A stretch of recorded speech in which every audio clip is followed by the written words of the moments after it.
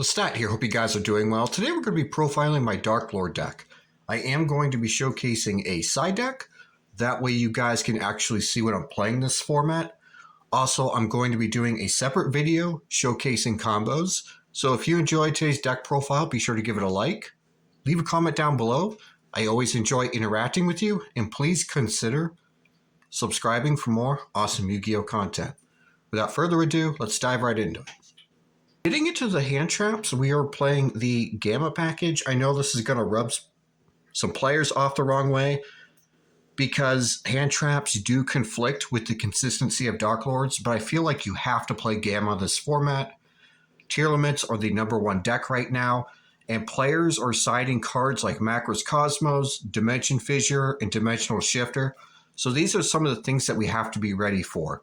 We can easily play around cards like Dimension Fissure and Macro's Cosmos, but we have a hard time countering against cards like Dimensional Shifter because once that card hits the graveyard, it just shuts us down. So which is why I'm playing Gamma, because it's the only resource we have to combat against it.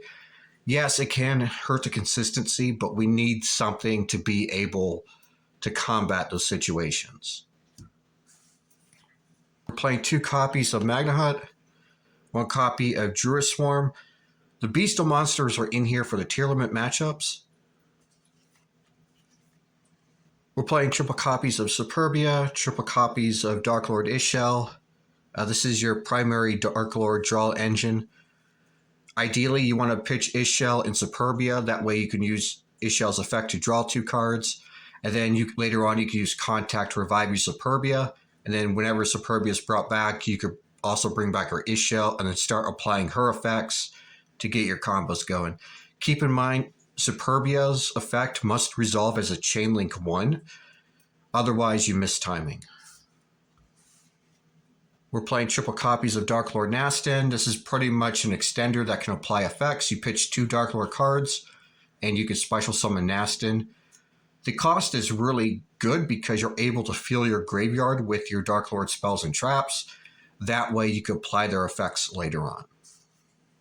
Triple copies of Indulged Darklord. This is your primary starter and also searchable with Small World. Whenever this card's summoned, you could take 2 Darklord cards from your deck, place one on your opponent's field in defense, and then add the other one to hand. This is a good way to fix your hand. That way you have Ishel and Superbia in your hand to get the combos going. We're playing 1 copy of Capricious Darklord. This is the card that you're going to give your opponent with Indulged Darklord's effect, because whenever it leaves the field, your opponent's monsters will lose 500 attack for each fairy monster on the field, which makes OTKing your opponent a lot easier. We're playing 1 copy of Darklord Morningstar. This is primarily in here for the first Darklord, because whenever Morningstar is used as fusion material, we're able to nuke our opponent's entire board. We're playing 1 copy of Taz Kaplopoka. This is pretty much a hand trap that prevents the destruction of your Darklords from battle or card effects. We're playing triple copies of Angel 01.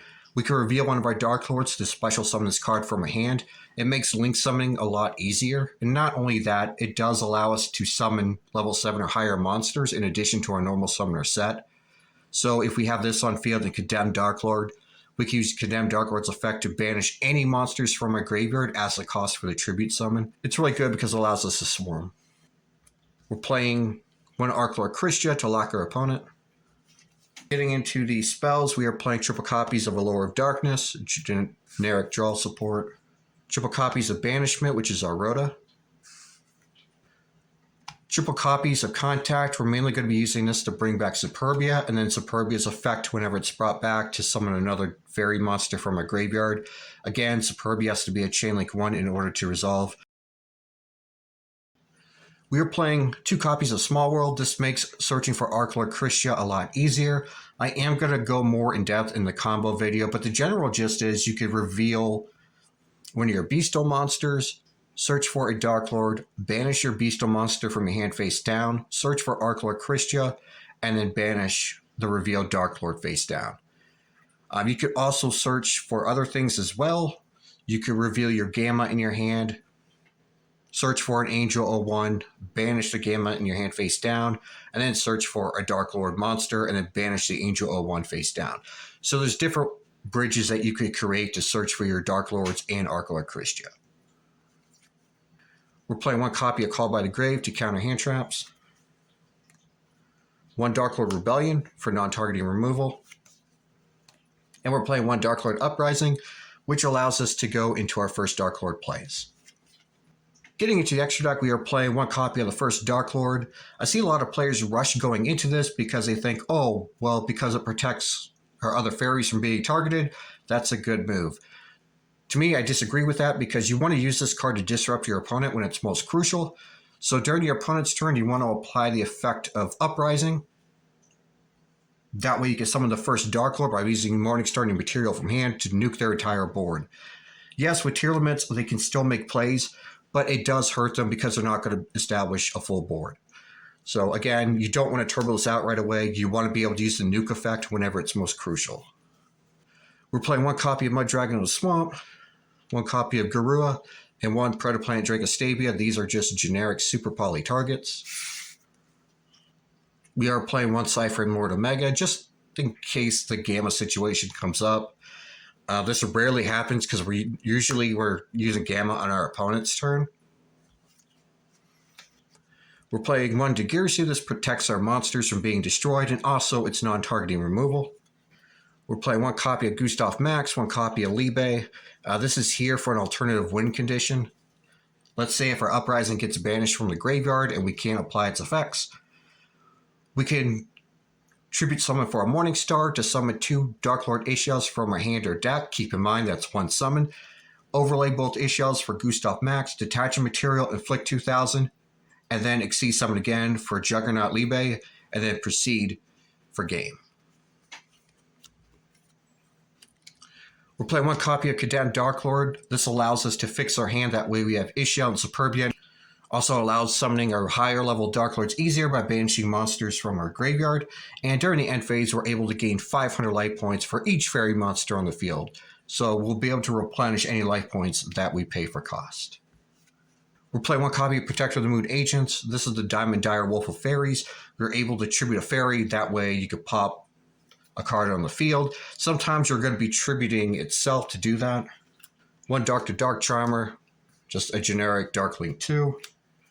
One Relinquished Anima. We're usually going to be using Angel 01 to go into this, to steal our opponent's monsters, and then continue to link climb. One Nightmare Unicorn for the spin. One Appaloosa for the negate. We are playing one copy of Underworld Goddess, the best link monster in the game, in my opinion. You're able to out-tower like monsters by using your opponent's monster as material along with yours. You're able to shut down activated effects and prevent a special summon from their graveyard. Getting into the side deck, we are playing triple copies of Nibiru. This is really good against certain Tearlament matchups. Yeah, your opponent will be able to keep playing most of the time, but they're not going to be able to establish a full board. We're playing triple copies of Effect Veiler. I feel like this is good, this format, because a lot of effects are resolving from on the field or in graveyard. Ash isn't good because I feel like even if you resolve Ash, your opponent is still going to keep going. So I just feel like Effect Veiler is a better alternative because, like I said, most of the effects this format are resolving on field or in graveyard. Play triple copies of Super Poly, which is essentially a board breaker. Triple copies of Evenly Matched, again, another board breaker. And last but not least, we're playing triple Rivalry of the Warlords. This card's really good because if you summon Indulge and put the Capricious on your opponent's side of the field, and then flip this on your opponent's turn, they're not going to be able to summon any monsters because Capricious is on their side of the field. Unless you're playing against the Shizu Fairies, then it's not going to work often. But usually this is good against most other rogue decks. So this concludes today's deck profile. I hope you really enjoyed it. And if you did, be sure to give the video a like. Leave a comment down below. Let me know your ideas. How are you playing Darklords this format? And also, please consider subscribing for more awesome Yu-Gi-Oh! Content. Hit the notification bell to be notified of when I go live. And also join us every Monday at 8 p.m. Eastern. Sir Blackson and I host a podcast titled Two Darklords and Some Shenanigans, where we cover different topics each week. It's a satire comedy type podcast. So if you're into that, be sure, again, join us every Monday at 8 p.m. Eastern. And until next time, I hope you have a great weekend, and I'll see you in the next video.